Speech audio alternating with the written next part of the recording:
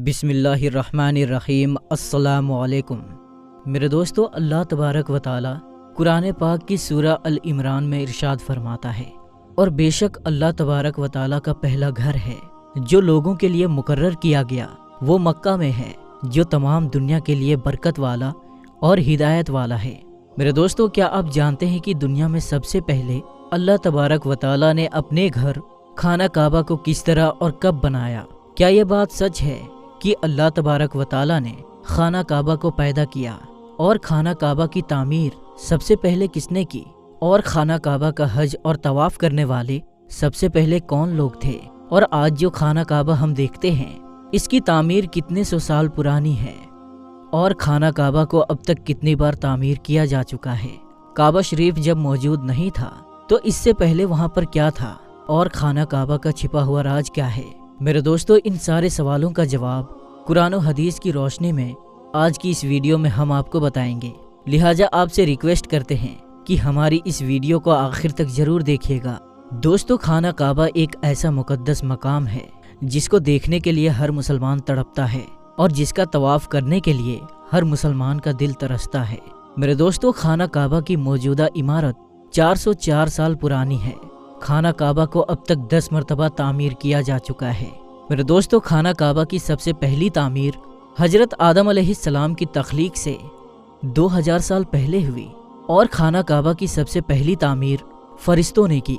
जिस तरह के तफसीर कुर्तुबी में लिखा है कि जब अल्लाह तबारक व ताला से फरिश्तों ने कहा कि इंसान तो पैदा होने के बाद जमीन में लड़ाई झगड़े करेगा और बहुत खून रेजी होगी, जिस पर अल्लाह पाक ने फरमाया कि जो कुछ मैं जानता हूँ वो तुम नहीं जानते, तो फरिश्ते ये सोचने लगे कि अल्लाह तबारक व ताला हमसे नाराज हो गया है। उस वक्त फरिश्ते अल्लाह तबारक व ताला को राजी करने के लिए अल्लाह तबारक व ताला के अर्श के नीचे तवाफ करने लगे और अल्लाह पाक की तस्बीह बयान करने लगे। तो अल्लाह तबारक व ताला ने उन पर रहमत नाजिल फरमाई और अपने अर्श के नीचे खूबसूरत और हुस्न जमाल वाला घर बनाया, जो जबरजद के 4 सतूनों पर कायम था।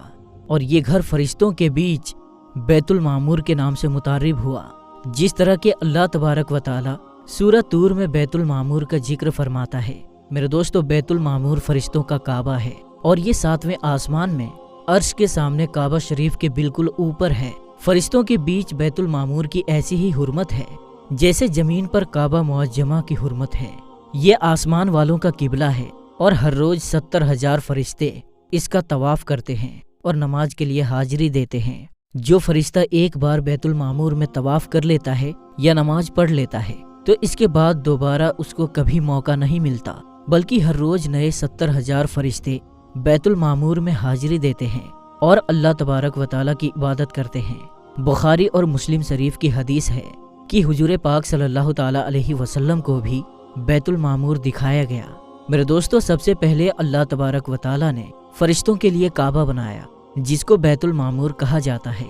इसके बाद अल्लाह तबारक व ताला ने फरिश्तों को हुक्म दिया कि जमीन पर भी इस बैतुल मामूर की इमारत मेरा घर बनाओ, ताकि जिस तरह फरिश्ते बैतुल मामूर का तवाफ करते हैं, इसी तरह जमीन पर मेरे बंदे उस घर का तवाफ करें और मेरी इबादत करें। चुनांचे फरिश्तों ने अल्लाह तबारक व ताला के हुक्म की तामील करते हुए सबसे पहले जमीन पर बैतुल्लाह शरीफ की तामील की और उसका तवाफ शुरू किया, और फरिश्तों ने ही सबसे पहले खाना काबा का हज किया। मेरे दोस्तों, खाना काबा का दूसरी तामीर उस वक्त हुई जब अल्लाह तबारक व ताला ने हजरत आदम अलैहिस्सलाम को तख्लीक करने के बाद जमीन पर उतारा। इस तरह जब हजरत आदम अलैहिस्सलाम जन्नत से जमीन पर तशरीफ लाए तो हजरत आदम अलैहिस्सलाम ने अल्लाह तबारक व ताला की बारगाह में अर्ज की, या रब्बुल आलमीन, मैं यहाँ ना तो मलाइका की तस्बीह तकबीर सुन सकता हूँ और ना ही कोई इबादत गाह देखता हूँ, जैसा कि आसमान में बैतुल मामूर को देखा करता था, जिसके इर्द गिर्द फरिश्ते तवाफ किया करते थे। हजरत आदम अलैहिस्सलाम की ये फरियाद सुनकर अल्लाह तबारक व ताला ने हजरत आदम अलैहिस्सलाम से फरमाया कि जाओ, जहाँ पर हम निशान बताएं वहाँ काबा बनाकर उसके इर्द गिर्द तवाफ कर लो और उसकी तरफ मुँह करके नमाज भी अदा करो। हजरत जिब्राइल अलैहिस्सलाम को अल्लाह तबारक व ताला ने हजरत आदम अलैहिस्सलाम की रहबरी के लिए उनके साथ भेजा।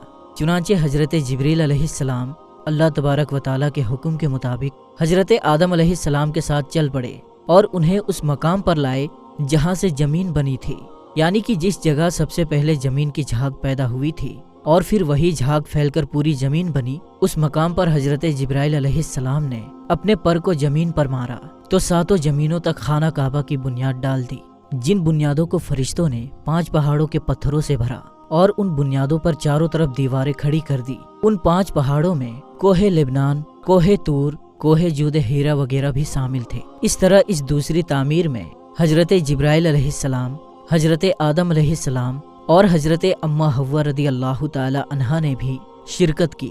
حضرت اماں حوا رضی اللہ تعالی عنہا مٹی اٹھا کر لاتی اور حضرت آدم علیہ السلام خانہ کعبہ کی تعمیر کرتے۔ جب خانہ کعبہ کی تعمیر کا کام مکمل ہو گیا تو پھر اللہ تبارک و تعالی نے حضرت آدم علیہ السلام کو طواف کرنے کا حکم دیا اور ساتھ ہی فرمایا کہ آپ پہلے انسان ہیں اور یہ پہلا گھر ہے۔ پھر حضرت آدم علیہ السلام خانہ کعبہ کی طرف منہ کر کے نماز ادا کیا کرتے اور اللہ تبارک و تعالی کی عبادت میں مشغول رہا کرتے۔ خانہ کعبہ کی تیسری تعمیر، میرے دوستو، تعمیر آدم کے بعد وقت کے ساتھ ساتھ خانہ کعبہ کی دیواریں بھی کمزور ہونے لگی تو حضرت آدم علیہ السلام کے بیٹے حضرت شیش علیہ السلام نے مٹی اور پتھر سے خانہ کعبہ کو دوسری بار تعمیر کیا، جبکہ بعض مفسرین کا یہ کہنا ہے کہ حضرت شیش علیہ السلام نے صرف خانہ کعبہ کی مرمت کا کام کیا، اس کی تعمیر نہیں کی۔ میرے دوستو، بات کرتے ہیں خانہ کعبہ کی چوتھی تعمیر کے بارے میں۔ خانہ کعبہ کی چوتھی تعمیر اس وقت ہوئی جب اللہ تبارک و تعالی نے حضرت نوح علیہ السلام کی قوم پر طوفان کا عذاب بھیجا۔ طوفان نوح میں خانہ کعبہ کی عمارت غائب ہو گئی اور بعض روایت کے مطابق خانہ کعبہ کی عمارت کو اٹھا لیا گیا اور یہ جگہ صرف ایک اونچے اور لال ٹیلے کی طرح رہ گئی تھی۔ اس طوفان کے بعد جب حضرت ابراہیم علیہ السلام دنیا میں تشریف لائے تو اللہ تبارک و تعالی نے حضرت ابراہیم علیہ السلام کو خانہ کعبہ کی تعمیر کرنے کا حکم دیا۔ حضرت ابراہیم علیہ السلام نے چوتھی مرتبہ خانہ کعبہ کو کس طرح تعمیر کیا، اس واقعے کا پس منظر کچھ اس طرح ہے کہ جب اللہ تبارک و تعالی کے حکم کے مطابق حضرت ابراہیم علیہ السلام نے اپنی بیوی حضرت حاجرہ رضی اللہ تعالی عنہا اور اپنے پیارے بیٹے حضرت اسماعیل علیہ السلام کو مکہ کی بنجر و ویران زمین اور پہاڑوں کے بیچ چھوڑ دیا، جہاں پر کوئی انسانی آبادی کا نام و نشان تک نہیں تھا اور نہ ہی خانہ کعبہ کی عمارتیں۔ خانہ کعبہ کی جگہ بس ایک لال رنگ کا ٹیلا تھا۔ اس وقت حضرت ابراہیم علیہ السلام نے اپنی بیوی اور بچوں کو چھوڑ کر اللہ تبارک و تعالیٰ کے حکم کے مطابق مکہ کی طرف پہلا سفر کیا۔ اس کے بعد جب دوسری دفعہ حضرت ابراہیم علیہ السلام اپنے خاندان سے ملنے کے لیے فلسطین سے مکہ آئے تو تب حضرت اسماعیل علیہ السلام کی قربانی کا واقعہ پیش آیا، اور تیسری بار جب حضرت ابراہیم علیہ السلام مکہ میں تشریف لائے تو حضرت اسماعیل علیہ السلام کی شادی ہوئی اور اس وقت حضرت حاجرہ رضی اللہ تعالی عنہا کا انتقال ہو چکا تھا۔ چوتھی مرتبہ جب حضرت ابراہیم علیہ السلام مکہ میں تشریف لائے تو آپ کی ملاقات آپ کے بیٹے حضرت اسماعیل علیہ السلام سے نہ ہوئی۔ پھر پانچویں مرتبہ جب حضرت ابراہیم علیہ السلام مکہ میں تشریف لائے تو اس وقت اللہ تبارک و تعالی نے حضرت ابراہیم علیہ السلام کو بیت اللہ کی تعمیر کرنے کا حکم دیا۔ حضرت ابراہیم علیہ السلام نے حضرت اسماعیل علیہ السلام سے فرمایا کہ میرے بیٹے، اللہ تبارک و تعالی نے مجھے حکم دیا ہے کہ میں اس گھر کی تعمیر کروں۔ تو حضرت اسماعیل علیہ السلام نے عرض کیا، میں خدمت کے لیے حاضر ہوں۔ چنانچہ ایک روایت کے مطابق خانہ کعبہ کی بنیادوں کی نشاندہی حضرت جبرائیل علیہ السلام نے کی۔ اس پر حضرت ابراہیم علیہ السلام اور حضرت اسماعیل علیہ السلام نے تعمیر کا کام شروع کیا۔ جب کھدائی شروع ہوئی تو پرانی بنیادیں ظاہر ہونے لگی جن پر حضرت آدم علیہ السلام نے بیت اللہ شریف کی تعمیر کی تھی۔ حضرت آدم علیہ السلام کی بنیادوں کے ظاہر ہونے کے بعد خانہ کعبہ کی تعمیر شروع ہوئی۔ حضرت ابراہیم علیہ السلام اپنے اس بڑھاپے میں ایک کاریگر اور حضرت اسماعیل علیہ السلام ایک مزدور کی حیثیت سے خانہ کعبہ کی تعمیر کرنے لگے۔ کوہ لبنان، کوہ ہیرا، کوہ ابوالقیس، کوہ صفا اور کوہ مروہ، ان پانچوں پہاڑوں سے حضرت جبرائیل علیہ السلام پتھر اٹھا کر لاتے اور حضرت ابراہیم علیہ السلام کعبے میں لگاتے۔ پھر حضرت جبرائیل علیہ السلام کی نشاندہی سے جبل ابوالقبیس کے کنویں سے 2 پتھر ملے۔ حضرت ابراہیم علیہ السلام ان پتھروں کو اٹھا کر لائے۔ ان میں سے ایک پتھر حجر اسود تھا اور دوسرا پتھر مقام ابراہیم کے نام سے مشہور ہوا۔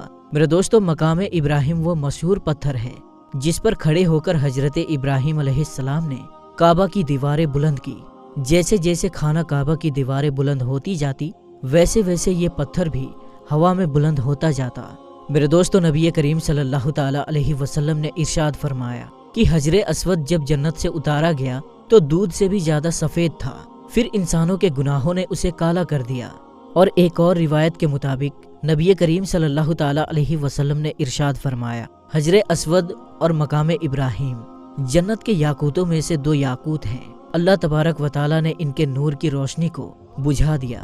اگر اللہ تبارک و تعالی ان کے نور کی روشنی کو نہ بجھاتا تو یہ مشرق سے مغرب تک سب کو روشن کر دیتے۔ خانہ کعبہ کی 5ویں اور 6ٹھی تعمیر۔ خانہ کعبہ کو 5ویں بار قوم عمالقہ اور 6ٹھی مرتبہ قبیلہ جرہم نے تعمیر کیا۔ قبیلہ جرہم میں سے جس شخص نے یہ کام کیا اس کا نام حرس بن مداد اصغر تھا۔ خانہ کعبہ کی 7ویں تعمیر کرنے والے نبی آخر الزماں حضرت محمد مصطفیٰ صلی اللہ تعالی علیہ وسلم کے پاک نسب میں سے ایک بزرگ ہیں جن کا نام حضرت قصہ بن کلاف تھا۔ انہوں نے خانہ کعبہ کی اسرائے نو تعمیر کی اور ایک بے مثال پختہ عمارت تعمیر کرائی۔ میرے دوستو، خانہ کعبہ کی 8ویں تعمیر کی ضرورت اس وقت پڑی جب قبیلہ قریش کے سرداری کے دور میں ایک زبردست سیلاب آیا جس سے خانہ کعبہ کی دیواریں بے حد کمزور ہو گئی، تو متفقہ فیصلے کے تحت خانہ کعبہ کو قبیلہ قریش نے دوبارہ سے تعمیر کروایا، جس تعمیر میں نبی آخر الزماں حضرت محمد مصطفیٰ صلی اللہ تعالی علیہ وسلم کی ذات اقدس نے بھی شرکت فرمائی۔ لیکن اس وقت سرمایہ کم ہونے کی وجہ سے قریش کی تعمیر میں حتیم کعبہ کو شامل نہیں کیا گیا تھا۔ خانہ کعبہ کی 9ویں تعمیر اس وقت ہوئی جب یزیدی فوج کی سنگباری کی وجہ سے خانہ کعبہ کی دیواریں شکستہ ہو گئی، تو حضرت عبداللہ بن زبیر نے حتیم کعبہ کو، جو کہ قریش کی تعمیر میں شامل نہیں کیا گیا تھا، اس کو بھی شامل کر کے بنیاد ابراہیمی پر خانہ کعبہ کو نئے سرے سے تعمیر فرمایا۔ خانہ کعبہ کی 10ویں تعمیر عبد الملک بن مروان کے نائب حجاج بن یوسف، جو کہ ایک ظالم حکمران تھا، اس نے 74 ہجری میں پھر سے خانہ کعبہ کو قریش والی تعمیر کے مطابق بنوایا۔ اس کے دور کے بعد جب خلیفہ ہارون مسند پر بیٹھا تو اس نے خانہ کعبہ کو منہدم کرنے کا فیصلہ کیا اور حضرت عبداللہ بن زبیر کے تعمیر کے مطابق خانہ کعبہ کو تعمیر کرنا چاہا، لیکن امام ابو یوسف نے یہ کہہ کر اسے روک دیا کہ اگر یہی طریقہ کار رہا تو پھر ہر آنے والا حکمران اپنی شہرت کے لیے خانہ کعبہ کو گرا کر نئی تعمیر کروایا کرے گا اور اس طرح لوگوں کے دلوں میں اس گھر کی عظمت کم ہوتی جائے گی۔ پھر 1040 ہجری میں سلطنت عثمانیہ کے سلطان مراد بن احمد خان شاہ قسطنطنیہ نے حجر اسود والے رکن کے علاوہ ساری عمارت کی بنیاد کو بنیاد حجاج کے موافق تعمیر کروایا۔ اس تعمیر کا کام 6 ماہ کے اندر مکمل ہوا۔